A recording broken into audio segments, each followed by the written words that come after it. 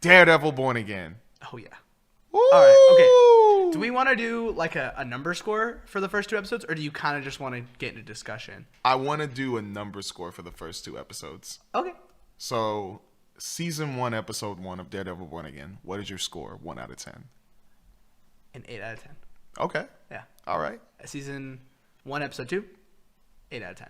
I give them both 8s. Okay. I like them both. Mm-hmm. So, at first, when I finished season 1, episode 1, I was giving it a 5 or 6 out of 10. But then when I looked at my notes and then I talked about my likes and dislikes, I kind of settled down and I thought about the meaning of the first episode more than the production. And I was like, you know what? I'm gonna give it a 7. I'm gonna give the first episode a 7 out of 10. Okay. Episode 2, I'm leaning more towards an 8 or a 9. Okay. Leaning more towards an 8 or a 9. Okay. Why didn't you like the first episode? The first episode, because I think we might have the same dislike. I have a very serious dislike. Yeah. So I like the way it opened up. Real fast. Spoilers for Daredevil Born Again. Yeah. Please, if you don't want spoilers for this, leave. Get out of here. But the opening of it, that shot of it just opening up like this and then showing me the city, I was like, oh, that's the feeling I need right there. That's it felt tough. like The Bear. Yeah. You know, in The Bear when they'll go around Chicago and they do it literally felt like that. I love the feeling they were giving me there, and I also love the atmosphere and how dark it was. And then it showed me Foggy, Matt, and Karen, and they were in the bar. My goats. And I mean, I also sorry. Oh no, you good? No, I hit the circle. That's why I was looking at Anthony. But I mean, I love that they put us back into the world so seamlessly. Because if you finished season 3 of Daredevil, which I finished literally last year, so I was like, I'm right there. Yeah. So literally, it felt like we were just getting right back into it, even though this is right after She-Hulk and all that, or maybe I don't know. We're still trying to figure out. It is. Oh wait, it is. Yeah, because it's after She-Hulk and Echo, because then they already showed us that he's trying to run from there. Yeah. Or Fisk. But the thing that bothered me was the way some of the shots were with the first fight. Really? I loved how smoky it was in there a little bit, but I felt like they were kind of fighting in slow motion. It felt too choreographed? Not too choreographed. It felt slow compared to I felt like in the old show they were a little bit more faster and a little bit more stronger. It seemed like they were already exhausted. In a way, in the fight right now? In the fight in the first episode of Daredevil Born Again. Really? I feel like I always feel like that. I feel like they're very you punch a guy in the face and he's just and he goes back. I think the word is very overly choreographed, where it's like when you're watching, I don't know if you watch wrestling, but when you watch WWE, they're setting each other up to do other things on each other, you know? So things will move a lot slower just so you can hit some crazy move or whatever. Yeah. I feel like it's always felt like that, but anyways, you're good. No, it's cool. That's what it felt like to me at the start of it, but the feeling it was giving me, and even introducing Bullseye back into it, I was like, that was pretty cool. And also, sadly, spoiler, Foggy dies. So that's that was my gripe. That's the thing I don't like right now is I want to see how the season goes. I'm not being oh, they killed off Foggy and Karen's gone, so I hate the show. I want to definitely give it space because everything outside of that I love right now. But we'll get into that. Killing off Foggy this early, I don't like. I think that's I would have loved for you to do an episode 5 or 6. Yeah. Because I think especially for people that didn't watch the original show, this random guy just died. Oh, that's Matt's best friend. Oh no. But it hits so much harder here. Yeah. When you're I just watched the first 3 seasons. Yeah. So I'm fresh. I'm dude, that hit hard. Oh yeah. And the scene is done really well. It's so good. It's such a good scene, but I don't like the decision. Yeah. And now Karen's gone. And it's just yeah, I don't like it. That was another thing with me, but I mean, I'm getting used to it because I am too. It's kind of going with Matt's struggles and I think she comes back. Yeah. Karen will for sure come back, and they did confirm before we get into more discussion that Foggy and Karen are going to be coming back for season 2. Whatever that means, I think don't that's know. gonna be like past stuff. I like think flashbacks. so too, but like you'll see them still. I think imagine season 2 they'll like bridge the gap between season 3 and the first season of this in a weird way. Yeah. Sorry. No, you're good, I keep man. hitting the desk again. That's that's why I'm saying sorry. You're good, but one of the things I also had a problem with, I did not like how the camera was moving in that fight, like when they were going up the stairs and everything. And usually I love that type of stuff. I just think it looked weird. Like, and maybe that goes into the way they were fighting too, but so I loved the shots first of like, you know, Daredevil swinging in, being on the stairs, dropping down. I was like, that was tough. I love the shot of Bullseye, especially walking in with the gun and everything in the fog and everything. Hello, Karen. Yeah, So I thought good. that was so geeked tough. When he said that, like, yes. I thought that was really cool. But then when you go into the bar and then you have that fight going on, and at first, like when they gives you the first shot of it and it's smoky in that first area, it's like, okay, this is okay. And then I'm getting the fighting and all that. But then when it starts moving back, I felt like it wasn't really clicking for me. It's hard to explain. Even when they were going up the stairs, I was like, I'm not liking the way the camera's moving and the way like this is being shot. And maybe it was because it seemed like, and I understand getting knives thrown at your back. Obviously, you're going to be exhausted, and obviously, it's going to look, you're going to look tired and this and that. But even in that instance, like there was so many times they just stopped for a sec, and all of a sudden they're going fast again or something like that. But I feel like if you don't like that though. I love that. I love it. I just think that in a different, I feel like it should have been shot a different way, in my opinion. It just looked off. Okay. Yeah, it's something that I kept wrestling with because I saw it over and over again. And I'm like, I don't like this shot. Sorry, it's weird because I'm in a completely different place than you. I love it. That entire fight, like from start to finish, I was like, it just felt so like the original show. It felt very much like like the vibes of like it's like the first season. I don't remember if it's the first episode or like a couple episodes in when he breaks into that one place where the guy's doing the bad stuff and they have a kid in there and Matt's just like beating the crap out of the dudes and he like knocks it out and he tries to stand and catch his breath and the guy comes back at him and he punches him back down and like the guys just don't stay down. You talking about the hallway scene? Yes, it's like the first one. I like the hallway scene. But that's what I'm saying. Like it just felt so much like that to me, except now he's fighting Bullseye. Yeah. And every time they'd be fighting and you'd hear Foggy's heartbeat, it'd go back to his heartbeat. Yeah. And then he'd drown it out to focus more on the fight and it'd keep going. All the way until they got onto the roof. When it finally stops. Yeah. Dude. Like, I don't know. It that. hit so much. And I don't know. I think the way it was shot was actually really good. When they closed the door and you could see their shadow fighting. My one gripe was there was too much smoke. At some point, I couldn't really see them. That was like, okay, I can't really see you guys. Like, I don't know what you're doing. But like when Bullseye's like when they start going up the stairs and Bullseye's just killing random people for fun. Oh yeah, I was like, dang, bro, you something's wrong with you. I don't know. It just felt so Daredevil, and I don't know. I loved it. Like we're in a completely different place, and now I'm kind of curious. I'll probably watch it again, like out of just pure curiosity. But I want to get to the point. Now they're at the top, right? They're fighting. Foggy's dead. His heart stops. Karen like holding him and just like crying whatever, and Matt freaking like screaming and crying and all that stuff, and then Bullseye does the most disrespectful thing ever. He doesn't just laugh at him, he taps his shoulder like it's funny. Like he's like, oh come on, like right, and Daredevil just lets him drop. That hit. That was so good. That's when I really liked it when he threw him, because I was like, that is literally what a person should do in that situation. I'm just being for real. Like the stuff he just went through, all the dead bodies he just saw Brody killing. That was one thing I was thinking. Maybe that's why I was like iffy on it. Maybe it was because I thought that if it was in first person of Matt's point of view, and then him just seeing like Bullseye kill all these people in the bar, like the scene where they're in the pool table area, he throws like whatever stuff at the people, kills them. Even going upstairs, he's killing all these random people. I feel like that would have hit a little bit more, because then even hearing that, and then you go up top and he's doing, I just feel like a first person view would have been better. Maybe that's what I was wrestling with. Think about it like in Matt's perspective right now, he's so focused on Foggy and him fighting Bullseye that these people right now, nothing matters right now. It's just him, Foggy, Bullseye. That's it. So I think that's just like the difference. But when he drops Bullseye and Karen freaks out, she doesn't know if it's Matt or not. So she's like, dude, again, like, I don't know. There's just so many. This show feels so different to anything the MCU has done. In ever. Like it's so much darker, and I love it. These characters, this episode proved to me that Daredevil is some of the best work Marvel's ever done, because like characters are able to react like that, and it doesn't feel like weird or dumb. It just like it works so well. It's so good. But now they're gone.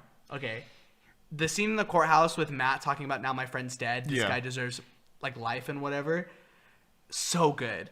And like Karen showing up, their little like conversation about how like, I didn't know where you were for a few weeks. Like my best friend just died. He's like, well, he was my friend too. That's and like and she felt like she had to move because it's not safe in Hell's Kitchen. Like, again, I don't like that she's gone, but it makes sense. Yeah. Like it's a very valid like, okay, you'll probably come back at some point.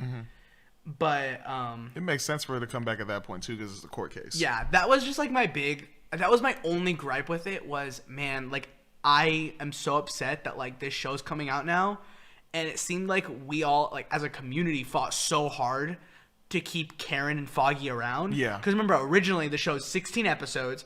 Matt was getting into suit to the 4th episode. Yeah. And Foggy and Karen weren't even in the show. And it was like, it seemed like they switched the narrative on us. We're like, no, we're fixing it. Like it's gonna feel like they're around. Yeah. Well, no, they're not. Like Foggy's dead. Karen's gone. So it's like, well, I do think that whatever they had originally planned was probably awful, because Kevin Feige fired everyone on that team. But it seems like you guys made the exact same decision that like they did. So I don't really understand like why you like tried to like push them so hard in the marketing and like, look, they're around. Look, guys, like look, they're here. Because they're not. Like they're gone. I think Karen will come back. I'm just upset Foggy's gone, because I wanted to see more of him, and I love Foggy so much. I would have loved to see, imagine Foggy versus Fisk running for mayor. Oh, man. That'd been pretty cool. That would have been tough. That'd been pretty cool. Like, I just think it would have worked, especially with, like, where Foggy's character was at the end of season 3. Yeah. He has so many connections. Yeah. The way he's, like, the police love him, and, like and, like, the way he cares for, like, the small people. Remember, like, the old lady he cares for? Like, stuff like that. Just, like, glimpses into Foggy's character. I think a struggle between him and Fisk would have been so good, and would have kept him relevant into the plot. I would have been obsessed with that. And I feel like it would have made it better too, because I understand that Bullseye killing him still was a huge impact, but also what if like out of the blue Kingpin knows he can't beat Foggy, so he's like, the only way I can beat him is if I kill him. And then it would like mess with like his entire like truce he made with Matt in the end of the 3rd season, where he was like, I'm not gonna mess with them. Exactly. So then like, what if like Matt finds out Kingpin's trying to kill Foggy, and then like they're having this big battle, like he's trying to hide Foggy. Next thing you know, like Foggy gets captured, Kingpin kills him, and then Matt just goes nuts. I feel like that would have been a better impact, especially like to end the season for season 1 of Daredevil. I feel like that would have been nuts. Yeah, I agree. Correct me if I'm wrong. Another scene I liked, it was his first episode or second episode. It's when he goes to the church and he won't go in. Like, he won't walk in because he can't forgive himself for what he did. Because he basically... That's the second episode. You remember, like, he walks up to the church and he just stands out there and listens because he can't get himself to go inside. Obsessed with stuff like that. I felt so bad for him, yeah, bro. I really... So I've heard reviews say that they don't really get into the religious stuff. I really hope this isn't the only scene with that. I think it is. I think that's them saying, like, here, look, we're acknowledging it, but they're not going to show it. And, like, that kind of upsets me, because I think something that's so compelling about Daredevil is his Catholic side. I think his struggle between him trying to be a servant for God, but also the devil of Hell's Kitchen is so cool. That's like my favorite thing about the character, but I understand that maybe like people don't care for it as much, because I know a lot of people, when they talk about season 3, it's like, well, the religious stuff was probably my least favorite part. That was arguably my favorite part. That was one of the best parts of it. But it's just really drawn out. It's the first 3 episodes. It's really slow. So I get it. That was arguably my favorite stuff. That and like Bullseye. But yeah, I mean, we'll see. I think that's what's going to be the case. I hope in the second season they get more into it. Yeah. But let's talk about Fisk. Let's talk about Fisk a little bit. Oh man. What do you think? So the contrast between him and Daredevil, I think, is one of the most interesting character dynamics like ever. Where they're both in a place where they're trying to be different from each other, like trying to be different people. But they both are slowly giving in. Matt, at the end of the second episode, by the way, that fight against the cops is so good. Oh, when man. he like flips the dude and he like dude lands on his head. Oh wait, are we talking about the second episode? Yes, second episode. It's the end. My bad. Are we still on the first episode? You can talk about it. Yes, please. We'll go into the second episode in a second. My bad. Because I wanted to bring up one more like final thing that actually did make me like love the episode like a little bit more. The final shot of Fisk and Matt Matt on the ground, Fisk and looking Fisk with, at the top, yes. and then he had that red in the background. And then it was Fisk after has he the was white. elected, bro. That shot with the music, I was like, holy crap! Yeah. This is how you because. The whole episode, everybody just keeps asking, "Where's Daredevil?" Or they're asking him, "Why aren't you Daredevil?" And he's like, "Nah, we don't need that no more. We don't need that." And the more and more through the episode, like even when he's going back to his apartment and like you hear the election stuff, like, "Oh, Fisk, like he's nowhere near." Like you can tell he's like worried, but he's not trying to be worried. And then so like when it finally hits him. He's like, Fisk won. Yeah. And he's walking through the city and all these people, there's people going crazy and there's people like going against each other going like, why would you want that guy in? Or people are like, why wouldn't you want that guy in? It's like that atmosphere almost gave me vibes of the Batman when like Robert Pattinson's Batman was walking through the crowd of people on Halloween. And he's just like, I'm here just watching, like observing, trying to make sure the city's okay. But that's what it gave me with Matt when he was walking through and then that music hitting in the background. I need to know that song. I'm going to listen to it on repeat because low key. And then even seeing his emotion and then him looking up to the sky with that red on him, I was like, oh. Yeah. Oh. Daredevil born again. All right, that's how you do it. It's sick. That's how you set it up. And you see Fisk looking down at him too. I know it really wasn't him looking down at him, but it seemed like it. That was the whole, yeah. But it's like, bro, that got me hyped for this season. Like I was going through the show or the first episode and I'm like, all right, this is pretty good. But then that last scene, I was like, okay. That's how you end it. But now let's get into episode 2. Real fast, another thing that's so dope about that shot, I don't know if this is intended, but thinking about Fisk being on top of the world because now he's mayor of New York, and Matt being on the ground because he lost his best friend and his world's just completely destroyed around him is so sad, especially with the red light and the white. It's just so good. Speaking of music real fast, do you like the new intro? The opening? I like it. And I do too. I'm gonna be for real. I think the first one in season 1, and this might be a hot take, I think the first one's overrated. I think it's overrated. You don't like the Daredevil theme?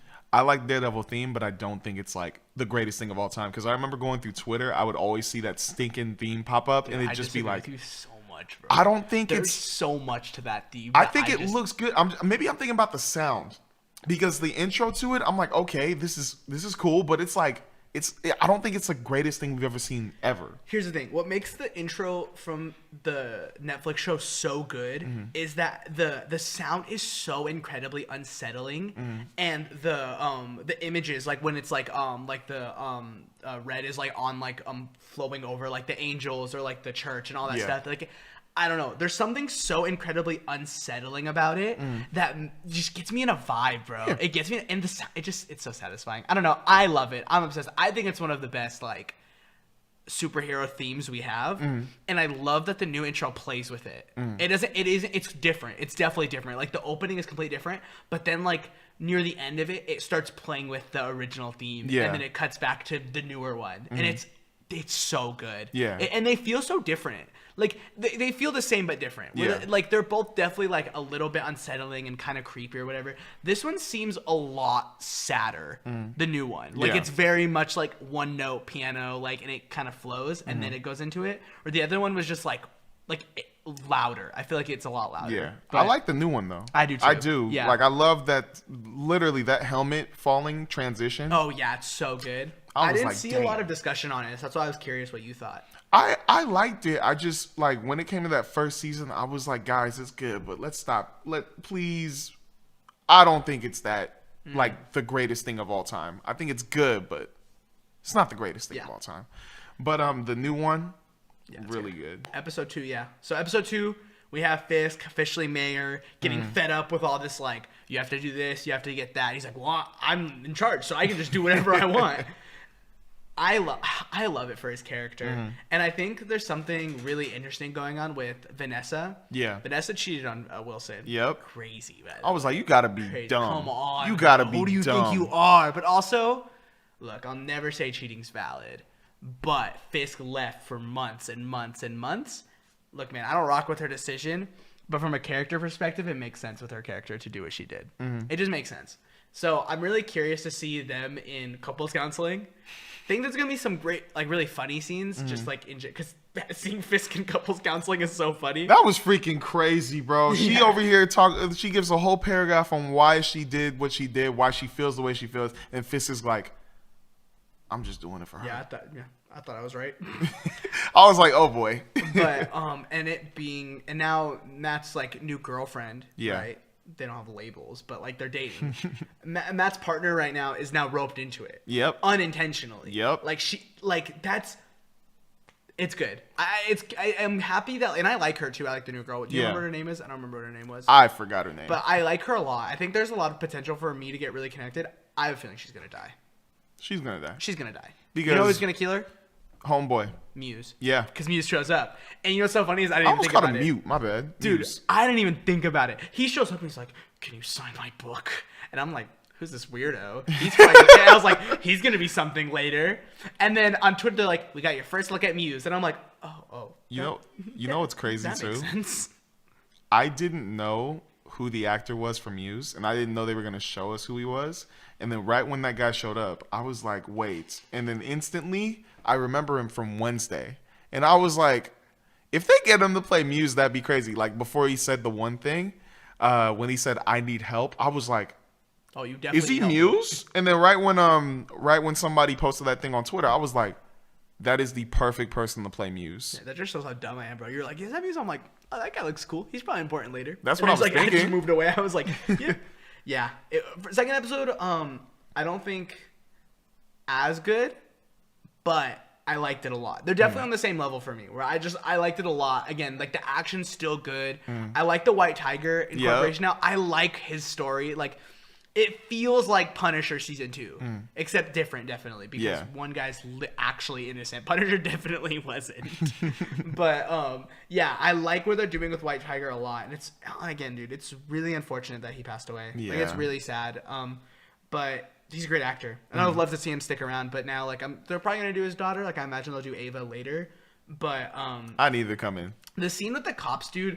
You know, drives me insane is I understand the cops are like bad, like they're corrupt in this world, but like, bro, like he's like, hey, stop beating up that guy, and then like the guy runs away. They get to a full fight, and they just didn't think like, yeah, I'm NYPD. That's what I was thinking after the fact. I'm like, bro, he did knock them down, and I think that's why. But because that was going to be one of my dislikes for it, where it was like, all right, if you're a police officer and you see somebody's trying to intrude in the situation, that's when you pull your badge out. Because you already know you're going to stop immediately. Somebody. But this is the reason why I liked it. This is the reason why I liked that they didn't pull their badges out. They are dirty cops. Yeah. This is why. That's because why they didn't want the whole questions like, well, why are you questioning that guy? Or reasons. What's the reason? They wanted an excuse to beat that guy up. Exactly. So by showing the badge, it was like, not White Tiger. They wanted an excuse to beat up the guy they had pinned up against the wall. Yeah. Because if they showed him his badge, it would have been like, wait, like, what are you doing? Exactly. Yeah. Because at first, when he was like, oh, you just killed a cop, like, oh, screw that guy, I was like, well, you should have showed him your badge. But then I was like, wait, these are dirty cops. Yeah. And I was like, okay, it makes sense. I like it now. Mm-hmm. Because I was fully going to hate that episode, like, all around if they didn't show their badges. But now that there was a reason for it, I was like, okay, I mess with this. They're cooking with his character a lot. I saw the scene in Daredevil is talking after the fact. Mm-hmm. When he's with the other attorney and he's talking to the judge, and he's like, he didn't have he had no possession of his magic amulet, so he's not like, dude, that's so funny. Like, it's just like, it's like actual good law stuff. Where, like, I feel like in She-Hulk they tried to play with the whole like, well, he's this and that, so it's different here, but like whoever was doing the writing for the law stuff definitely, I don't think, completely understood like how the law works. Where as opposed to Daredevil, it feels so much like the original show, where it's like Daredevil doing a great job being a lawyer, and now we're incorporating actual like superhero elements into it. It's so good. It's not just Punisher going out and killing people. It's like, well, this guy's a magical amulet that makes it powerful, and like, look, that has no like relation to this entire case because he wasn't even in possession of it. It was just cool to hear him talk like that. But I'm really curious to see where his character goes. I want to go. Do you have anything else about episode 2? Because I have one more thing. I just want to say real quick. That's why I appreciate She-Hulk though for introducing that type of thing. Because we didn't really. It feels normal for sure. Yeah, well, we didn't really see how it would be to like represent people with superpowers or just superhumans in general, and then them introducing that honestly helped me for when Matt was like, well, he didn't have his amulet. Let's chill out now. Like, according to the law, he didn't have no powers when he was doing it. So he shouldn't be getting life for this. Come on. I like that. But She-Hulk had always just felt less serious. Like, I mean, it was a comedy technically. I think they would classify that show as a comedy. Yeah. Oh, 1,000%. Even if you didn't think the show was funny. And the crimes that were happening in there were kind of more silly too. So I mean, Frogman, that guy's so rip it and rip it. That was my favorite line. Gosh. Anyways, the last thing I'm talking about for episode 2, before we do our annual cut. The fight with the cops is so good because there's so much like he's like, hey, leave now. They're coming for you, whatever. And the guys show up and he's like, hey, he's the lawyer. He's like, just shoot him. Who cares? Yeah. And he's like, please don't do this. Please don't do this. Yep. And then he's like, and like slams the dude on the floor. Bro. And then like punches the guy in the face. And it was just like raw Daredevil action. It's so good. It works on so many layers because he's like telling the cops, please stop. I don't want you to do this. But also telling himself, please, I don't want to do this. Yes. And then he just beats him up. It's so good. Bro, I have the picture of his face during that. And I'm like, every single time I look at it, I'm like, dang, Daredevil came out. But like, I love it so much that obviously he was like, please don't do this. But obviously he was talking to himself a little bit too. Because I felt like it was an act when he was saying, please don't do this. Mm-hmm. But then like really, like when I watch it more, I'm like what you said, it's like he's talking to himself. But right when he cocks the gun, that sound, I love the way they edited that or messed with the sound on that. Because it felt like it was deeper than like a usual like click. It was like a long click, if anything. Yeah, like he's hearing it. Like, it almost felt like it was a switch, if you think about it. Like a switch to turn on Daredevil. That's how I took it. Because right when the gun goes down, because you've heard so many times in action movies, whatever, you hear a quick like click, and then it's like okay, but then like this, it was like click, and then all of a sudden he turns into Daredevil. Slow motion. Yeah, that's what it seemed like to me. And then right when that happened, I was like, nah, he's not gonna fight him, is he? Like maybe something else will happen. But right when he went in, I was like. And he was fighting dirty, bro. Yeah, bro. He was fighting dirty. I was like, whoa. And then when he yelled, when he put his glasses back on, I was like, yeah. Yeah. Okay. Episode 3. Yeah, I'm in. Mm-hmm. I'm in. Okay, we're gonna end right now, but really fast. One more thing. Crazy thing that they do in the show was they bring back what's his face is Benjamin, the reporter from the first season, his daughter. Yep. I'm so curious where that's gonna go. I have no idea. Do you have any theories? I don't think Fisk is gonna kill her, but I think she's gonna find out that Fisk killed her dad. I think Fisk is. Yeah, she's obviously gonna find out. Fisk is gonna tell her.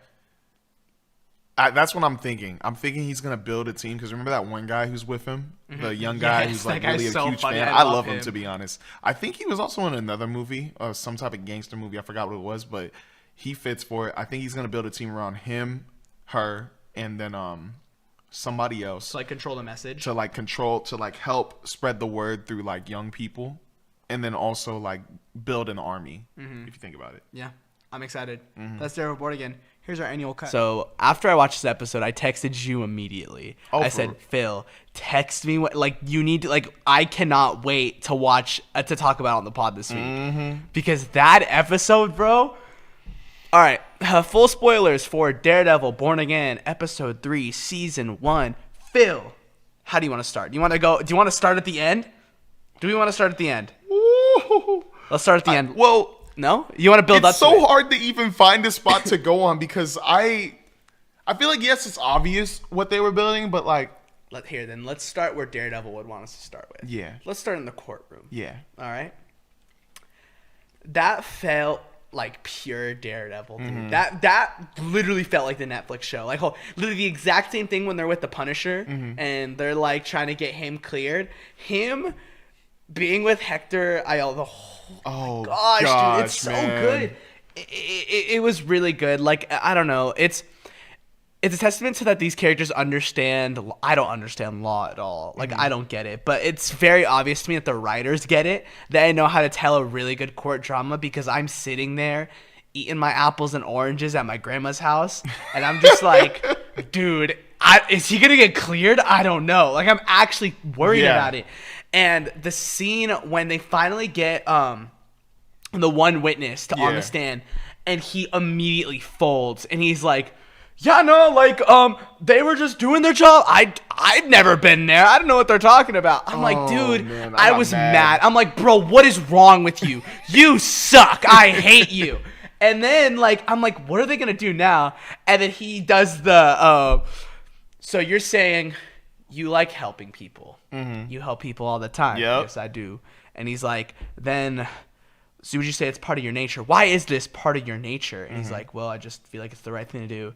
He's like, well, is it because of you're the one? And I'm like, no, what? I was like, yo, what are you doing, man? You said you wouldn't do it. Dude, I was literally, like, I paused it and I just went, is Matt stupid? oh my gosh. Well, he had no other choice. That's what made it so good. So that's why I got like more into it, because I was like, what is he gonna do next? Dude, oh my gosh. So what did you think? Like the entire courtroom drama, like Bro, this episode was all in the courtroom basically. I actually really, really liked this. I was so shook, and I had theories going into this where, like, even with the dirty cops, I always know, like, when there's dirty cops, there's a bigger thing going on. So it's not just that they're dirty cops. That's why I got excited, and I even understood why he instantly folded. Because at first I was like, if it was any other dirty cop, oh, dude, they're scary, bro. I'm not rocking that. Yeah, they're definitely scary. But like, what I mean is, like, any other dirty cops, if you're in court and you can like get them to go, or go to jail, or for life, whatever, you instantly take it. But with this situation, because at first when I thought he folded, I was like, why did he fold? And I remembered they all have Punisher tattoos. And I was like, wait. And even like seeing the spray paint and everything, I'm like, they probably have more power and more influence beyond the police headquarters. And maybe that's why he's scared. He's not probably scared of the police itself. He's scared of the bigger organization, or whatever they're going to call them. We're probably going to find out in episode 4. Yeah, I think so too. Because they have to explain to us at this point. They showed us so many, like, there was a hand tattoo. There was a neck tattoo. I'm like, how is nobody talking about this? How is nobody talking about this? Like, and then even like the spray paint on the wall. Like, there's something bigger. But I don't know, man. That made me get more into it, because I'm like, is something going to be exposed? And, you know, White Tiger was exposed. I didn't expect that to be exposed, but I thought there'd be like a Court of Owls type thing or something. It was let's get to the end now. So Hector Ayala is cleared. He's good. He's chilling, and Kingpin's pissed. Mm-hmm. He doesn't want these vigilantes running around. That's my Kingpin. That was impression. A good impression. Yeah, that's my Kingpin impression. That was a good impression. Thank you. And he's pissed. He doesn't like that vigilantes are getting cleared, because they are the scum of the earth. Mm-hmm. You know, they shouldn't be running around. So he's doing his whole monologue, whatever, and just getting fitted up. He's putting on the thing, he's putting the gloves on, gets the chain on, you know, he's doing his little amulet, and he's ready to go out there and save someone. And I'm watching it. And you know what's so funny about me? I'm like, yes, let's go. Some White Tiger action. I'm so ready. And like, I was like, dude, it's so I feel like a lot of the times in superhero content now, we rarely ever start with the original person to wear it. Yeah. You know? Like we have like T'Challa, Black Panther. Or actually I think even still like T'Chaka doesn't actually get comics till later. Yeah. But like still like even if I'm just like to further my point, like it would have been cool to have the original, the guy we know that like with the Black Panther. Yeah. It's not the original Black Panther. Please don't sue me. And then anyways, just like the starting person. Blue Beetle, right? It would have been nice to see the original Blue Beetle guy first before Zolo's character. I forgot what his name is though. Jaime, yeah. And same thing with there's another one. It doesn't matter. This is my point. Oh, even like the new Lanterns movie, right? Like seeing Hal Jordan, but instead of Hal Jordan, it's John Stewart. John Stewart, thank you. Like that, it was really nice to finally see like, hey, we're gonna finally get the first White Tiger guy, and then we'll see how it leads into Ava. Oh, I couldn't have been more wrong. He hears the screaming. He runs. He's like, and just like died. Oh, and I was like, I was so shook. I felt something was gonna happen though, but I thought he was gonna get arrested. No, again. Dude, I'm so dumb. I thought nothing. When the guy walked out, I was like, wait. And then like, no. It was. That scene is so well done. It's so well done. And you know what's funny is I opened Twitter on accident and I was getting spoiled that he got his name cleared. Yeah. And I was like, oh, dude, I'm mad I got spoiled. But I feel like that's kind of obvious. Like, it was probably going to happen. So I'm so happy that didn't get spoiled for me, because my jaw was on the floor. I was like, dude, oh my gosh, I can never get a win here. I can never win. Needless to say, that ending was peak, and I loved it. And then the Punisher tattoo going over, and you're like, wait, Is that the Punisher? No, Oh, it's it's not. definitely It's not the Punisher. It's a bro. dirty It's cop, one of for them sure. stinking cops. But you know what sucks? So when they were doing filming for season 1 of Daredevil Born Again, people leak footage or Yeah, people I saw a were lot of on the leaked footage. streets. So I saw that scene where it had the Punisher standing over him shooting him, and I instantly knew that scene was coming up. So I was like, dang it. Oh, I forgot about that. Yeah, I remember seeing that scene and it literally the same landscape, everything. I was like, oh, this is where it's at. So I was just watching it and I was like, damn, this still sucks to watch. But like, I thought it was the Punisher doing it because maybe White Tiger pissed him off and just went, and he was like, all right, bro, you've done enough, boom. But it was just a dirty cop, which is what I love even more. Like, I love this way more. Yeah. But it's like, bro. This plotline's awesome. No, it is, because it's like you have Fisk trying to be for order, and then you have Matt trying to be for the people, pretty much, or just vigilantes in general. And it's like, bro, I feel like there's gonna be a big war coming. That's nuts. But then we also got a hint saying that another superhero is coming into. I did Daredevil literally Born just see Again. that on Twitter. I'm not even kidding. I was on Twitter, sometimes I'm an addict. Sometimes while you're talking, I'll be scrolling a little bit. I'm No listening. problem. I can hear you twice, so I'm listening. But I saw that, and I was like, that's good that you bring it up. Who do you think it would be? I was wondering what, and I don't. Well, obviously it's not Spider-Man because they have It's the an whole- MCU character, right? It's not like a Marvel character they're trying to introduce. I think, they said it was somebody they're introducing into it. I think it's gonna be Jessica Jones. Jessica Jones? Yeah. Oh yeah, because she's been working out. Christian Ritter, yeah, she's been. I think they're trying to bring back the Defenders, like the same cast. I think the only one they change is probably Iron Fist, because I don't think that people like that actor anymore. They do not like him. I think he did something. I don't remember what he did though. I forgot what he did. Yeah, too, but I might know be they wrong. do I not think like he might him. have done something, but I think they wanted to change him. But yeah, I think it's Jessica Jones. I feel like it's very obviously Jessica Jones, but I hope. I don't know. I don't think she fits, so I think that's a good character to bring in. But I'm just ready for Daredevil and Punisher to mess people up, bro. That's what I want to see, because I saw a lot of people posting the scene when Daredevil's chained up and they're having him and Punisher having the conversation in season 2, when he's like, "Hey man, I don't believe in hope. I think everyone's scum. Everyone sucks. Red, this town, it stinks like crap. And he's just getting all mad. That scene, it's crazy how that's finally coming full circle, because everything the Punisher stood for is now getting twisted to be this very evil and dirty thing.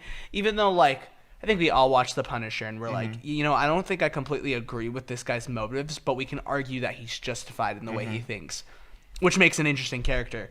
But now for him, seeing these cops take up his Punisher mantle, his logo, doing it in the name for him, but really it's selfish, and what they're doing is disgusting, and they're killing innocent dudes. Just like the Batman. Remember? Remember? No. In the Batman? When? So remember when those guys went up top and they were shooting down at the people when they went into that flooded arena?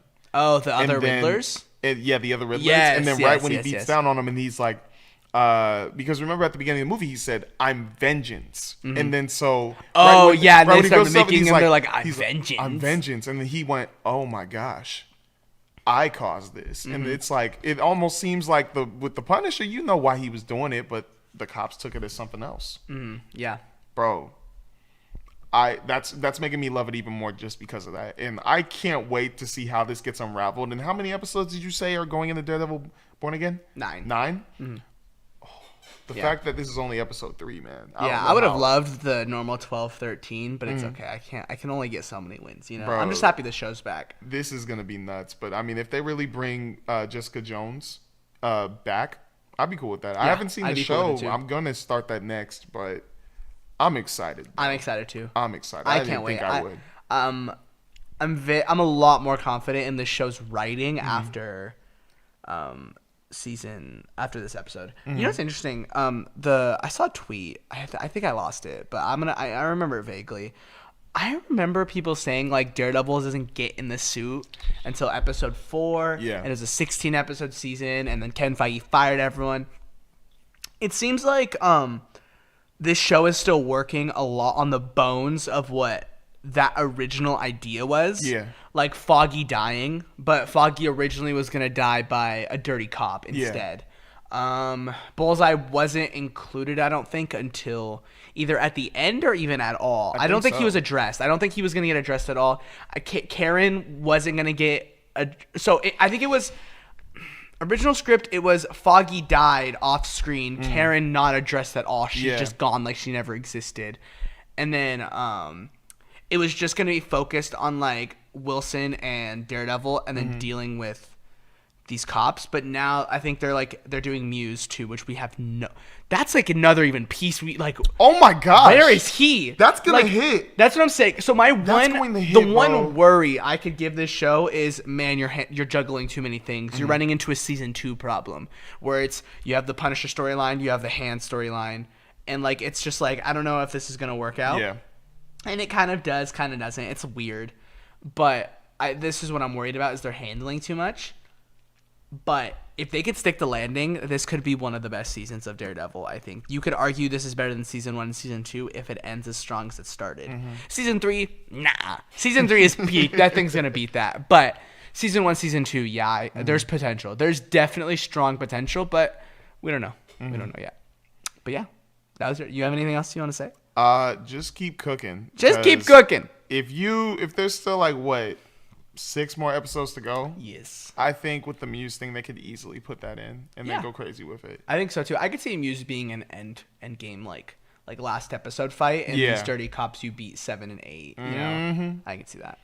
All right. Daredevil. We're talking about episode 4 through 6. Daredevil. I forgot to watch episode 7 because I didn't realize it came out.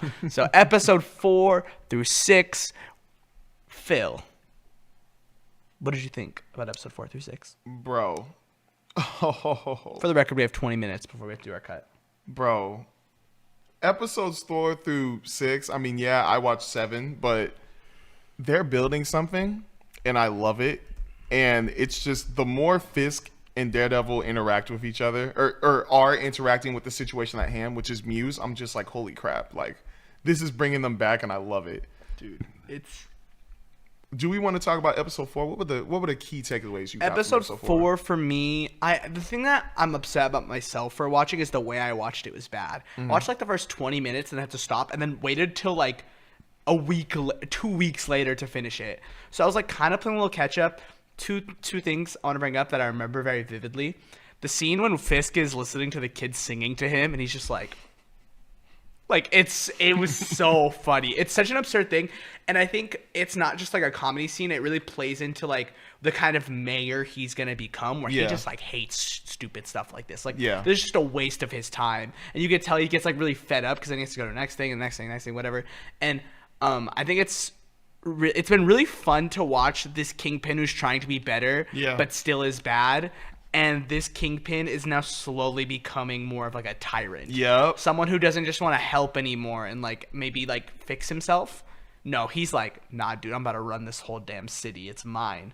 And then the other note I want to bring up is the conversation between Matt and Punisher, which was really good. That was really Their good. entire, dude, when they're like talking about the system and how Bullseye got life, and he's like, did Foggy get life? I was like, I was like, Frank, what are you doing, bro? What are you doing, man? I love this guy. He's so awesome. I love Frank, but I was like, hey, chill out, my boy. Chill out. He lost somebody. Yeah, and then he punches him in the face. He's like, I'm sorry. Yeah. I'm so sorry. Like, it was really good. I really liked episode 4 a lot. I just love what it's doing, man, because it's like slowly bringing these guys back. And like, it's just these little things over and over again.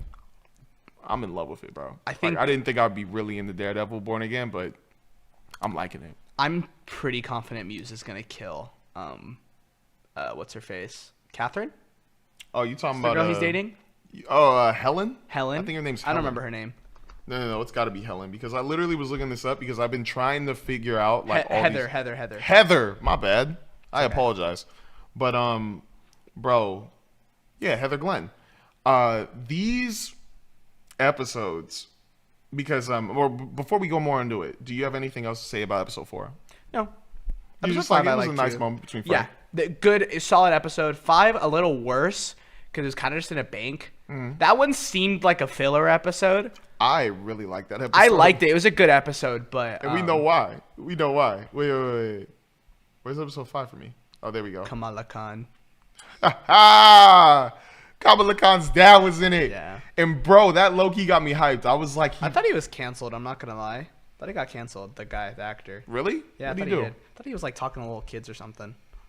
I don't remember though. That might be wrong. Can someone like send an article or something? I didn't know about that. People talk about that, and I was like, is that true? And then I didn't look it up.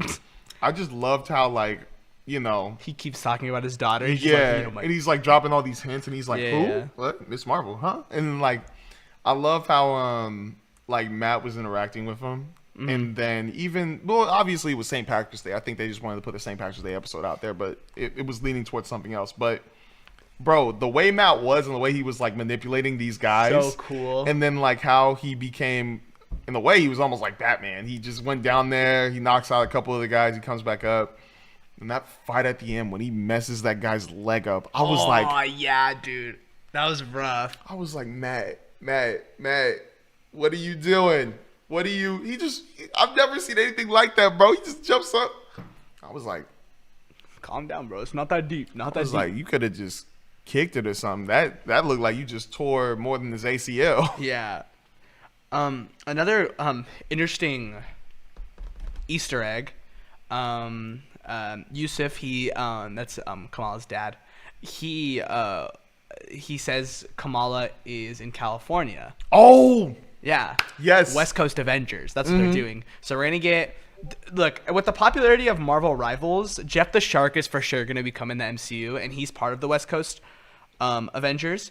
So you're gonna see Jeff. I don't know who's on that team.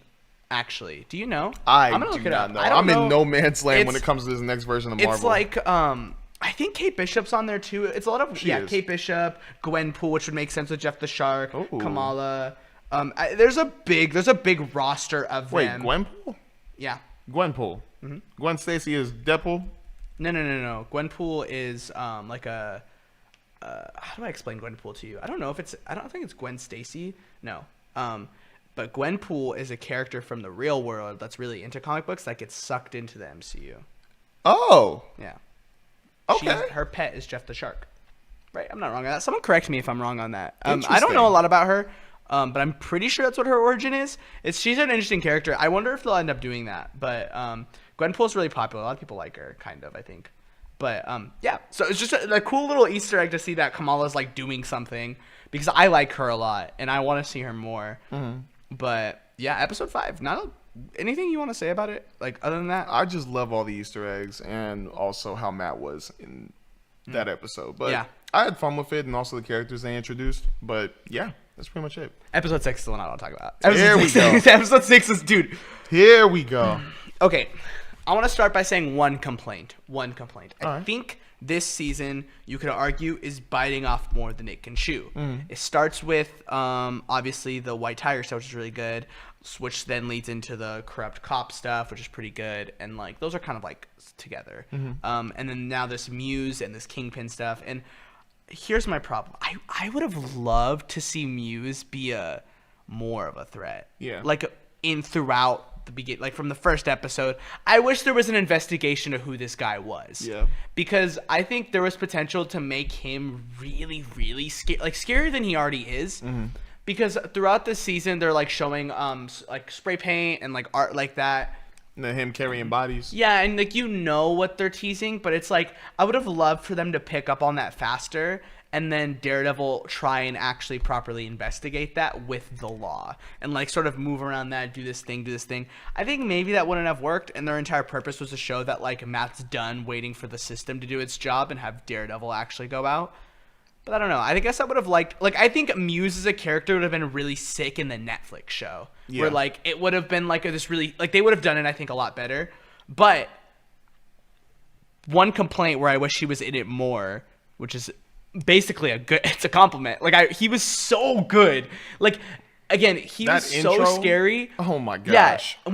When they're like, "Are you Muse?" and they like want to take a picture, and then he like killed. I'm like, come on, man. They just wanted a picture. I was about to say they like you, bro. Why you tripping? He was just like, "Oh, I want your blood." I was like, yeah. Damn. I thought that was cool though. But it's just like, Bruh, you need to chill out, my boy. And then Kingpin getting roped into that, being like, how are we gonna deal with this? Like, his blood, whatever. It's really good. It's scary. Like, this is genuinely like a really cool thing, and I don't know where this is gonna go. I have zero idea what he's gonna do. I think he is gonna kill Heather. I'm pretty confident he's gonna kill Heather. Matt is gonna do something that's gonna completely set off Muse, because hey, this was one instance. He keeps doing this. He's gonna figure out who this guy is. He's gonna break into Matt's house. Matt's not gonna be home. Kill Heather. I'm calling it. But I just really love how like this guy is waking them back up. Like this guy is giving them like everything Muse is doing, especially when you learn that the paint he's using is made of people's blood, and I was like, yeah, what the hell? Like what? And then like you find out more, and then like I love that they did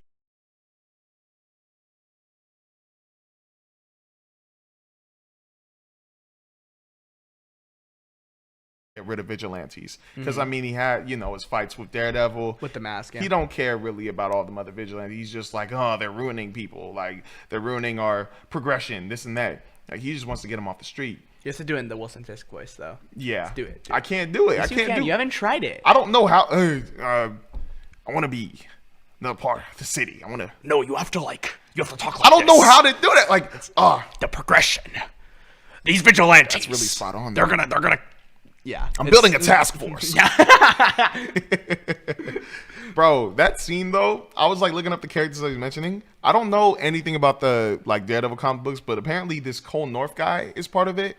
You didn't pick on that. So what I was reading, because I was like, Cole North, they wouldn't mention that name, and that's a cool name. It sounds like a comic book name. Let me search that up. Cole North is apparently a guy from the Daredevil comic books who is part of the police force. I don't know if he's part of Kingpin's task force in the comic books. I don't know, but what I read was he's part of the police force, and he does not like Daredevil.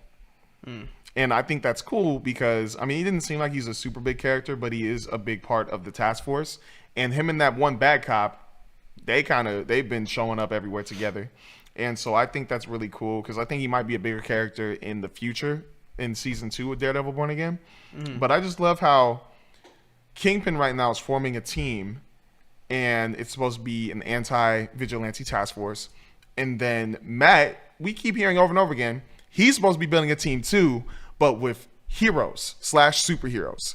And they're going to be street level. And I'm just like, bro, that's for Daredevil's Born Again season 2. And I really love that because you just need to see episode 7, bro. Like, you really need to. These last 2 episodes, 8 and 9, I am so hyped for where they're going to go. Are they dropping at the same time? I don't think so. And I kind of want them to be dropped at different times. But if they release at the same time, I'm not going to complain, bro. Like, where it's going and what it's leading up to, especially the ending to episode 7, or leading up, like the whole episode 7, I'm just like, what is going to happen in episode 8 and 9? And they did say a hero's supposed to come in episode 9, so I'm excited. I think it's Jessica Jones. I feel like that's a given. But I don't think it is. Last thing before we stop talking about Daredevil, I think arguably one of the best scenes of like Daredevil Netflix, Daredevil Disney like show is when he's fighting Muse, but also Kingpin is and they're killing editing. Yeah, because it's like they're both finally like made that switch. It's like both were trying to be better people. Yep. And now they're like, nah, like we're done. We can't escape this. Yeah. That I love it. headbutt- I love their character symmetry. It's so good because they're both the same in different ways. Where it's like they both want to use force. They both need to do things themselves. They need to go in and like make sure they control stuff, because if they don't, things are going to get out of hand. But one's crazy, the other one less crazy. Like it's so cool. I don't know. I love their interpretation of both of them and like their relationship. It's so good. It's so good. The editing they did and the scene, I literally was like, holy crap, they literally went nuts with this Daredevil versus Muse, Kingpin versus that affair guy. That scene where Daredevil does a headbutt, or it was either Kingpin or Daredevil does a headbutt, and it was such a seamless switch. Like he's going in, or no, yeah, it was Kingpin. He headbutts him, and then it switches to Daredevil headbutting Muse and goes back in, and they keep switching back and forth to different points of them punching. It's so good, bro. I was like, y'all killed it for the meaning of Born Again, like literally. When he threw the axe at the guy, and he's like, my whole life I was used to fighting people that were stronger than me. And he like gives him the axe. And he's like, all right, now fight me. And then, bro, Adam fumbles the bag so fast. He went, yeah. And then he like missed completely. Bro, how is a man, look, not shaming, but how is a man that big? How are you missing that easily, bro? That like, is true. Why are you doing like side swipes, bro? I was wondering about like, that. get him to the side, bro. He's wide. He's wide. Just boom. You see, I like the thing how this Fisk is also like actually getting fatter. Like that's like a thing. Remember he puts on a suit and his suit rips, and he's like, "Oh, I guess it's just not fitting." Nah, you getting stronger, my boy. You know why too? He's getting fat. No, you know why. Do I know why? No, I'm just playing around. I I was was gonna like- say like he's trying to become that like the king. Oh yeah. Like I like the Into the Spider-Verse one. Yeah. Kill that guy. So good. That But yeah. kingpin was cold in that movie though. Where do you think this show will land in seasons of Daredevil if you were to rank them all? We both agree 3 is the best, right? Season 3 is I like easily- 3. 3. Would you say 3 is the best season of Daredevil? I'd say so. Okay. I'd say so. Now, in comparison to 1 and 2, then where do you think this was going to land? It's gotta be somewhere in the middle. Yeah, because I I didn't like 2 that much. I did like 1 because it was an introduction to Daredevil. So I'll probably put it like either I don't know 2 or 3. Above 2, under 1. So to go 3, 1, Born Again. So let's say it'd be 3, 1, 4, 2, right? 3, 1, 4, 2. I'd say yeah. Yeah, I agree. I think Daredevil season 2 is pretty good. I actually think it's a little overhated.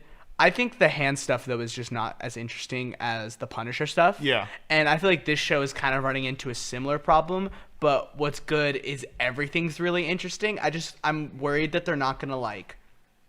It's becoming too unfocused, where they're not gonna be able to like. They focused on the Punisher stuff and then the hand stuff, and it just kind of felt like, like. One is obviously way better than the other one. This show, it's like all of it's really good, but they're given a shorter runtime to make it all like work. And I think the cop stuff they're not going to finish this season.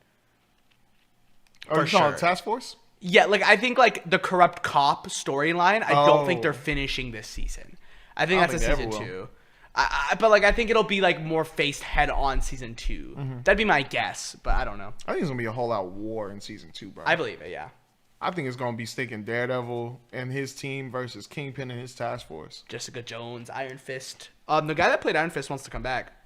He said he like give me a chance, like give me a script. All right. Well, I mean, if you feel like you could do something with Iron Fist in this, I wouldn't be against it as long as your role is like kind of diminished a little bit. Do you want them to bring back the Defenders? I'm gonna be for real with you. I didn't even get a chance to watch Defenders. No, but just like I know you've watched all of the shows. So, like, would you want to see Luke Cage, Jessica Jones, Iron Fist, like, all of them, same people again? I think... I would love to see them again, yes, but as side characters with Matt Murdock. I don't want them to get you don't want them to be main. Shows of their own. Yeah, Punisher's getting a special, though. He deserves it. Yeah. Punisher's the only person who deserves it. Punisher's on the list of shows I'm going to watch for sure, because I need to watch it. I just haven't. I'm on season 2, and season 1 was really good. Really good. Season 2 is really good so far, too. But... yeah, I'm just hyped, bro. Daredevil Born Again is really good, and they actually do live up to the title of Born Again. Yeah, I agree. That is one reason why I'm low-key feeling like this may be 1-2. Yeah. Daredevil, episode 7 through 9. Spoilers, Karen's back. That's why I wanted to use that bridge. That was the only thing I had. I was like, that was wait, all who? I got. That was all I got. I was like, it ain't BB. It ain't the one woman. Heather, right? Heather, yeah, that's her name. Stinking Oh Heather. gosh, Yeah, dude, that's we'll her talk name. about that in a second. That's her all right, name. Phil. Let's talk about episode 7 through 9 of Daredevil. Can I go first? Yeah. And then you can go because I want you to go in. No problem. I feel bad. I feel like I've been doing a lot of talking. No, it's I just okay, want to man. verify I understand where episode 7 was the Muse fight, right? Yeah, it was. episode 7 was when Muse went... Yes. or they He found fought his lair, yes. and then he's talking Went with to Heather in yes. the therapy session. Okay. I'll go through 7 and 9, and then we'll rate the whole show. And Yeah. We'll talk about like the whole show, like the show as a whole. How much time do we have? Let me make sure. We have 43. Okay, we have like Easy. 17 minutes. We're good. Easy. Okay, here's my thing. Episode 7, I did not love. It's a great fight, and I think I have it rated higher. I mean to bring it down. Fantastic fight. Fantastic choreography. Oh, yeah. choreography. And I love, spoilers, I love the shot of Muse laying dead on the floor. It's really good. But that felt so out of place and very obviously rushed. And I think Muse was probably the only thing that got like destroyed because of the rewrites, and that's obvious. Yeah. I think Muse would have gotten so much more love if they kept the original people. I'm happy they got rid of the original people, but that entire episode felt so disjointed and like out of place, because you go from episode 6, which was the him stopping Muse for the first time, and then now all of a sudden it's like Muse is obsessed with Heather, and he's been going to therapy with her, and then she's known the whole time. Like, there was obviously supposed to be build up and secrecy with that. We were probably going to get more into his like mental in a different, if like the episode was with the original writers, but since episodes were cut down and their entire story was cut, they really tried to like do that and end it. And I think it sucked. I was like, man, this was not good. That's true. I did wish we could have gone more into him, because I was getting more interested in him. Like, even every single time I was getting a hint of who Muse was, I was like, oh, I can't wait to see him in season 2. And then when he died, I was like, oh, okay, so maybe it's okay that he kind of reignited Daredevil and Kingpin, which I guess was cool in my opinion. But I thought that scene where you see him, like, it starts off with him dressed up, disguised as one of those police officers, and they find another body, and they find another sign with blood on it, and you see him go straight to Heather. He's talking. I didn't expect him to die. I was thinking, like, oh, this is going to be like a hostage situation. Something scary is going to happen, and then after, Daredevil's going to save her, but then he's going to escape. And he's going to be badly wounded, but he's going to be gone and maybe come back in season 2. Yeah. The reason why I really was interested in that episode, though, was because I'm like, okay, now what is he gonna do, and is he gonna capture? And the way they were like investigating him, like Kingpin was reading his file, like, oh, he knows jujitsu. Apparently, he killed his jujitsu teacher, and I was like, whoa, this guy's a sicko. And I was like, really get into it. And then even that scene when he got a nosebleed and he starts writing with the blood. That was cool. I was really like, cool. Bro, this guy is insane. And then like when Heather figures out, oh, he's Muse, I was like, oh, but then kind of when he died there in that room, I was kind of like, well, I started liking him. It was very underwhelming. Not like as a villain, not as a person. We know. It's okay. Yeah, I'm just making sure, because, I didn't want no Joker incident, but I thought it was weird how, well, I don't know. That's the complicated thing.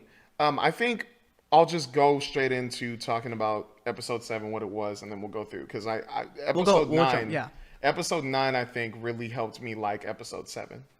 Oh, that's the complicated thing, and I want to go one by one. Okay, we'll go into that. I'm curious then. I just think on episode 7, like everything you're saying, yes, was so awesome, but that felt so random. Like if we saw more therapy sessions with Heather and Muse, that would have helped. If we saw maybe a little bit more of him killing people, or maybe a little bit more of Daredevil looking for him, that would have worked.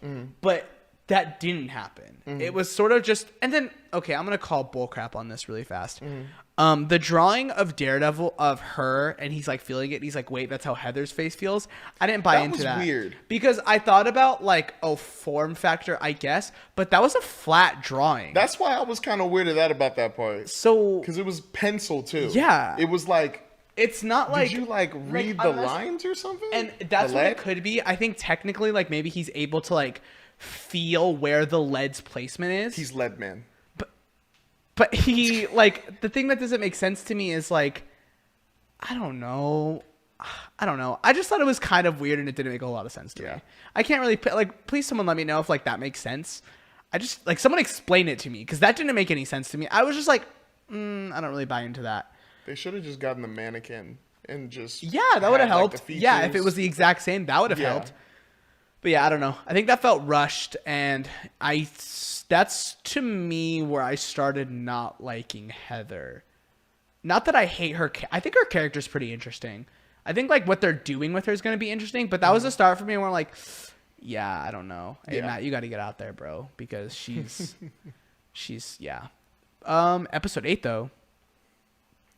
Oh, we're back. Like Episode 8. Yeah. Wow. Yeah. That was episode 8 and 9 was just, since it was simultaneous, I feel like we could just talk about We can talk about both, yeah. But like the whole setup, like I was so mad at Matt for going to talk to Bullseye. I was like, you freaking idiot. There's no point. Oh, dude, no. Whatever. I was geeked. I was so happy. I need more of them. I was happy for the show, but I was mad for the like, situation. no. I was just like, yeah, Matt, go get him. Go talk to him, go. I love Bullseye so much. That scene when they're talking, he's like, slams his face on the counter, and he's like, damn, you Matt. And then he's like, cop, the guy, he's crazy. He's beating his face in. I'm like, you're awesome. You're so cool for that. But it was the way he did it smoothly. He was just like, he's like, he goes over. He's like, yeah, he started hitting his face. So good. And then they just take him away, and he's just like, ha. So good. Yeah. But man, Matt, I felt so bad for him that whole episode because everything was going good, and then everything just toppled over. Quickly falling apart, yeah. And then, oh man. Frank. I love my homeboy Frank. Mr. Castle. Oh man.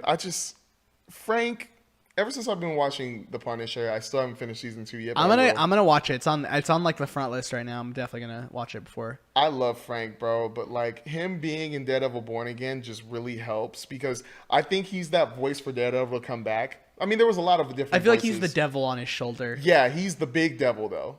Like he's the big devil helping him out get back to it. And then with Kingpin, it's just Vanessa. Yeah. Vanessa's the one getting him back to Kingpin. Vanessa. I love those memes with the one black guy who's like, Vanessa, when I was a little boy. Oh yeah, I love that video. I was a little boy. It'll do his thing with his hands. He's just like, I just want us to be together. So good. I love it. And we need discipline. I'm like, this guy's so funny, bro. But going back to the episode 8 and 9 reviews, I'm sorry. That last episode, because wait, no, did we miss anything in episode 8? We didn't really talk about episode 8. We My just bad. I like Daniel Blake. I like him. That's the Kingpin's helper. Yes, the little guy, the glazer. Like professional glazer. Have you seen the videos where it's like Daniel glazing Daniel talking to Kingpin and it's like them making glazed donuts? Dude, he's a highlight for me. Bro, I really like him in the show so far, and I'm wondering, I mean, I feel like he's just becoming a little Kingpin. Like, the mini-me from Austin Powers. I feel like he's just becoming like, well, he's not a joke. He's becoming Kingpin. Yeah. Like he's literally becoming Kingpin. Dude, I think he dies. I think this is gonna be the Penguin situation. I think Kingpin. Yeah, I think so too. I think it's gonna be like, what's his name from the Penguin? What was his name? Victor. It's gonna be like Victor. Like I feel like Kingpin's gonna kill him, and he's gonna be like, you're stepping a little too much into it. Before we do get to episode 9, I'm very, very, very, very angry. And this makes me even more mad about the whole Sony, Marvel, Spider-Man situation. Because this would have been the perfect spot to have Tom Holland come in. Okay. It would have been so perfect. I want to get into that conversation. Give me 1 second. Let me talk about episode 8 really fast. No, go for it. I want to highlight it because it finally felt like the Netflix show. Yeah. For the first time, it felt like the Netflix show. The tension was insane. There was so much tension from Heather and Matt's argument about how she saved herself and Daredevil did nothing and vigilantes are bad, to him being like, you've been helping the king, like you've been talking to the Kingpin. Oh shoot, my bad. Yeah. Like that entire thing. And then it wasn't really until they get into like the ballroom and it's like all the characters' stories are interacting now. And I was like, oh no, dude, they figured it out. Yeah. Imagine taking the remains of something and creating something still just as good. That doesn't happen. They Frankenstein Daredevil and it worked. Because it felt like all these characters who sort of just felt like carbon copies of the Netflix show were like finally getting the spotlight they deserved. BB knowing about Kingpin probably killing her father. Yeah. That, and then the commissioner being like, I want to talk to you. Bullseye slowly breaking out. Dude, the teeth spit. Oh my gosh. That was really cool. When he's sitting there and you hear that, I didn't think about it for a second. And then he's like doing this. And I go, oh no. Oh no. And he's like, yeah. So good. I was like, dude, that's stinking Bullseye. That's why I'm mad at Matt. And then him like getting to that, holding the steak knife or the steak fork going up the elevator, and then sniping Kingpin, but hitting Daredevil again. Like all of that build up, I was sitting at the edge of my seat the entire time. I'm like, where is this going? What are we doing, dude?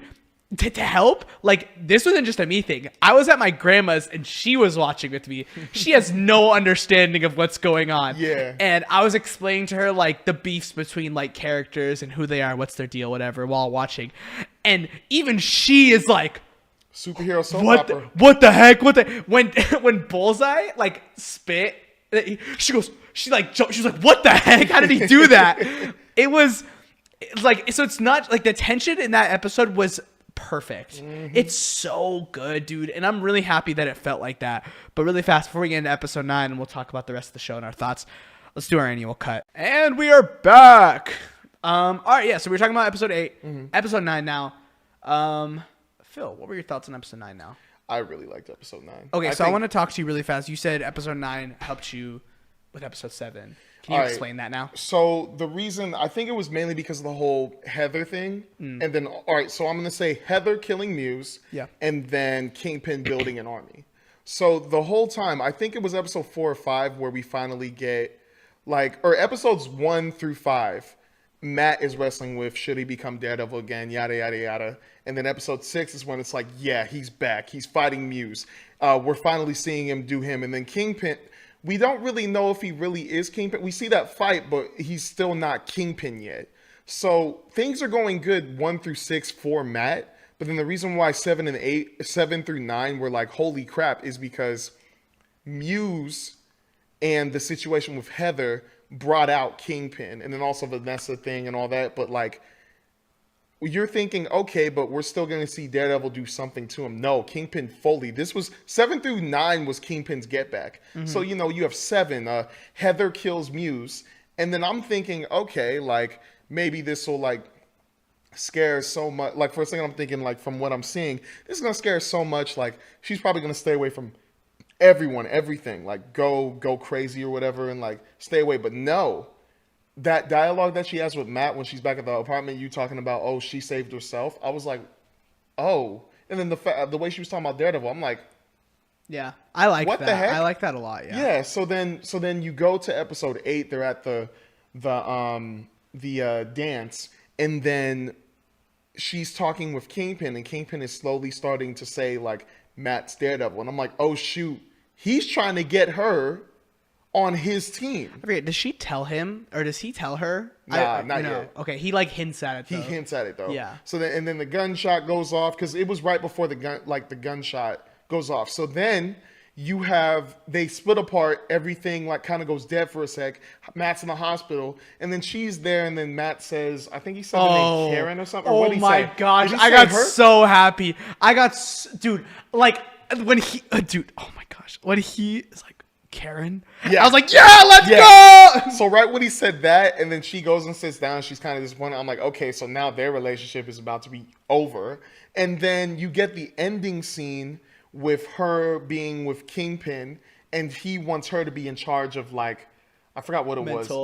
Mental health. Yeah. And pretty much just reminded me of Arkham or something like that, where she can grant people this, grant people that, and he can manipulate her into doing that. 100%. And I'm like, oh my gosh.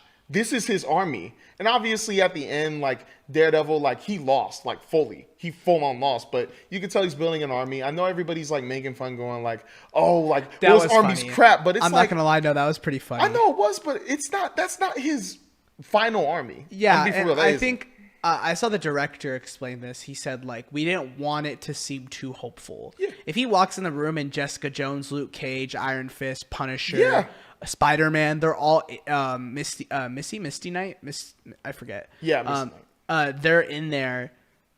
That would make us feel a lot like Kingpin's about to get smoked. Yeah, that's what we would say. Yeah, but with the team he has, like, with the what? With the team that he has, actually, it's like, yeah, no, I think Kingpin's fine, bro. Like. Dude, that team was pretty sorry though. I can't lie. Oh, it was a very disappointing team. They showed the bartender first, and I was like, "What's she gonna do?" Yeah, like not from a cameo perspective. Just thinking about it. That's a very upsetting team. Oh my gosh. Kingpin, hey, you're chilling, bro. You got nothing to worry about. But that's why I was really getting into it, because that whole episode 9, you're seeing how bad the power is getting with the task force. They put us thinking this random kid was just like looting. Oh, dude, They shoot him, and now then he's they a put his back on. vigilante. He's like, oh no, it's a vigilante. I'm like, Yeah, oh, that was gosh. good. I liked that, actually. I thought that was really interesting. Oh yeah, it was very interesting, which is why I love like how Kingpin, because you saw like he went from being super angry to just really chill, insane calm, where it's like, oh yeah, so we're setting this up. Because now he's not trying to be a better person. Yeah. He's fully Kingpin. He's fully insane. Like insane Kingpin, and I love that. Yeah, I mean, Bro, that scene like let's took talk about me that. off guard. Dude, Kingpin, Commissioner walks in, I'm like, oh, I see all like the white like Yeah. where I'm like, oh bro, they're gonna kill you. Yeah. I wasn't expecting it to be like that. Oh my gosh. He literally got a red rushed. He literally got from Invincible. You know what, Omni-Man but like in live action, bro. How is Kingpin doing that, by the way? I'm still so confused on his power levels and all that. I don't understand what it is. What I love about Kingpin is he doesn't have any powers. He's just like super strong. He has so much plot armor, and he could take so much damage for some reason. And I kind of like that for him. It's funny. Like literally, Kate Bishop like shoots him like 3 times in the chest, and he just takes him out, and he's like, rah, rah, rah, rah, you know? I was like, what the heck? But when dude, that scene, is that the most disgusting scene in the MCU? I think that's the most brutal way anyone's ever died, for sure. No, I feel like there's been way more brutal ways people have died. How? I need you to name one. There's got to be people getting crushed, or like people that we haven't seen. Maybe that we've seen. But one we've seen. That's what I'm saying. Yeah, like, obviously off-camera one. death, it's easier to kill people or not. Like, no, that was slow. That's probably the worst one. It was. Oh my gosh, dude, that was so good. Bro, I literally just had I watched it 3 times. I played it back. I was like, he really ripped his face. Yeah. He ripped his... It was like that scene, that UFC fighter. I broke your face. Dude. Look at me. I broke your face. It was like, what's his name? It's thinking Kobe Covington and the one guy. Kobe Covington and Kamaru Usman. I'm so bad. Kamaru Usman. Yeah. That dude. It was literally that. He's like, I broke your face. And he just... Dude. I thought he was going to snap his neck. Yeah, no, that scene was disgusting. He's like, ugh, and I was like... All right, so, like, as a whole then, how would you say Daredevil Born Again is? I'm going to give it an 8 out of 10. And where does it rank between seasons of the show? That's tricky, because I liked it. I like that it brought them back, and I feel like I'm way more scared than ever. But it's probably, to me, it's top 3. At 3. So you'd go season 3, 1, Born Again. 3, 1, Born Again, 2. I think this is the worst season of Daredevil. I think I'll take season 2 over it. And I like to sit on that. Because I think similar to season 2 with this season, they have their strengths. They have pretty high highs, but also some pretty low lows. I just think season 2, the Punisher stuff is better than the Hector Ayala stuff. Yeah. I think the Hand stuff is better than the Muse stuff. I'm like, by comparison. But the Kingpin stuff definitely is better than anything season 2 had. But I just think season 2 as a whole, I enjoyed watching more when I stepped back and thought about it. Like, I think this season just felt so disjointed because of the rewrites. I think there was a plan, got cut, and now they're like just dealing with the stuff they already filmed, and they were trying to like wrap things up. And I think they did a good job on that. I think the show would have been much better off with the creators we have now the whole time. Yeah. That's why I'm so hyped for season 2. Oh yeah. Like I'm not worried. I'm not worried at all. But like, so good. I think this season struggled because of like the rewrites. Yeah. So I don't know. I liked episode 9 a lot too. I think the conversation around Spider-Man, I don't agree with. No part of me was ever expecting Spider-Man to be in the show. And I know like we want that to happen. It's the Marvel Cinematic Universe. Where's the universe part, you know? But when I watch a Daredevil show, I expect Daredevil. I rarely will ever expect someone like Spider-Man to show up. When I watch a Spider-Man movie, I'm not going to expect Daredevil to show up. Even though he did, which was like, what the frick are we doing? But I don't know. I think like it makes sense, but they're like, oh, what was Spider-Man doing? Sleeping or something? And I'm like, no, he was probably doing something. But also, what? This happened. This is across Manhattan, but where they're at, where is this? This was, or sorry, it was across New York City. This was specifically, or like the state. So look, if Spider-Man's in Queens, the power probably went out where he was. He's probably helping people in his area and not swinging all across the city and being like, Daredevil, where you at, bro? It's just not realistic to me. Like, that wasn't going to happen. So I think Jessica Jones was a fair assumption. But I think expecting Spider-Man, and then for a lot of people being disappointed that there wasn't like that, like a Spider-Man type cameo at the end, I think you just had your hopes way too high. And they weren't even realistic hopes. Like, it just didn't. Like, sure, it would make sense for Spider-Man to show up. But also, you have the Sony and Disney deal. And also, it's a Daredevil show. Yeah, like, I'm just mad about that Sony Disney deal. Like, more than it sucks. ever. It sucks. But, look, in the same way, like, people were geeked about Eternals. Like, why are they talking about the giant thing in the birth? I feel like that was a lot bigger that they weren't commenting on. But even then, I was like, okay, look, it's still its own movie. Like, it's like Eternals happened in some part of the timeline. Daredevil is happening its own thing, and while that's happening, Spider-Man is probably doing stuff somewhere else. Yeah. I don't think I'm wrong on that. But overall, yeah, I liked it. I'm pretty excited. I'm excited for season 2, man. I'm so excited. We're back. Like, that was a success. Good job, Disney. Like, you could have fumbled the bag so hard, and I would have never forgiven you. But the truth is, nothing will ever be season 3. I don't think there's anything they could do that'll come close to season 3's peak. But my question is now, with Bullseye and Kingpin being like showing up again, where do we think they stand in terms of like villains? Not in comic book, but like MCU villains. Like where do you think they compare? Wait, like if you were to rank them, like not like we're gonna go through all of them, but like, do you think they're top 3, top 5, top 10, top 20, top whatever? Oh man, that's a hard list, bro. Because we've seen so many villains in the MCU. Can I be honest with you? I genuinely think Bullseye is one of the greatest MCU, if not comic book villains, I think we've ever seen in live action, animated, whatever. I'm obsessed with him.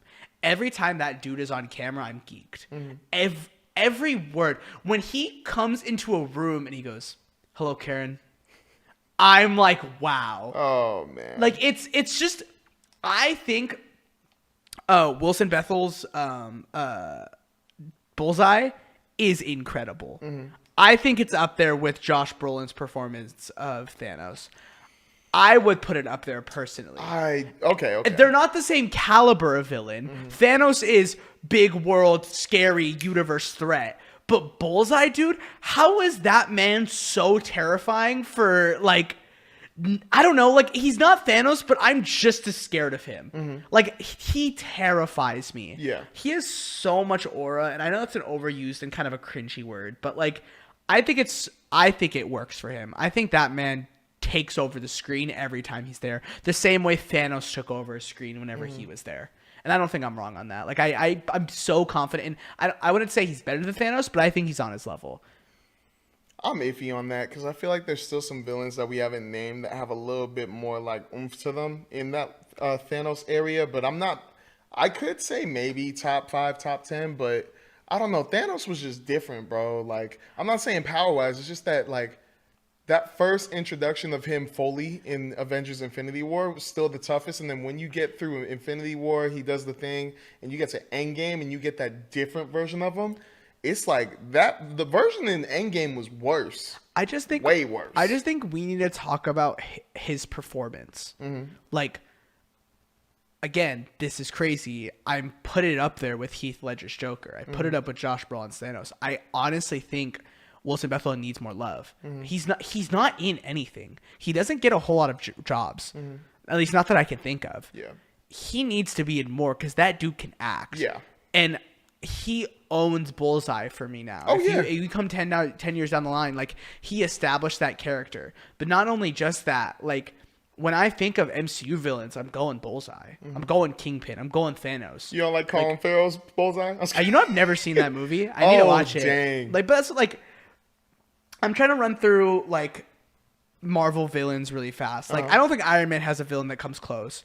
I think Cap, Winter Soldier would be the only one for me, and maybe Zemo. Yeah. I think Vulture's up there. Mysterio, no.